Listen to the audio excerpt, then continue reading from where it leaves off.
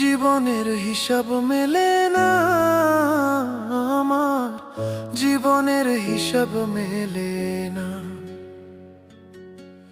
জীবনের হিসাব মেলে না আমার, জীবনের হিসাব মেলে না। হিসেব করি বসে বসে, ফলাফল শূন্য আসে।